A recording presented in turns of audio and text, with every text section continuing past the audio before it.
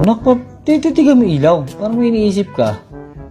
Pa, yung ilaw po ba kinakain? Hindi, ba't mo naman sabi kinakain ng ilaw? Kasi narinig ko po nung gabi, patay mo na yung ilaw, kainin ko na yan.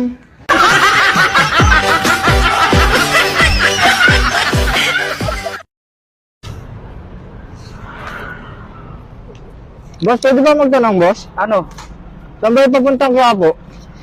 Quiapo? Oo. Diretsuhin mo lang, sir. Pagdating mo sa may kanto, sa dulo, kaliwa ka. Pagkaliwa mo, mga unang kanto, kumanan ka. Oo. Tapos, pagdating mo dun sa may kanan, may McDo. Oo. Kumaliwa ka ulit. Oo, boss. Tapos may makikita kang pabrika ng sigarilyo. May makikita kang gwardiya dun sa labas, dun ka magtanong, di ko alam eh.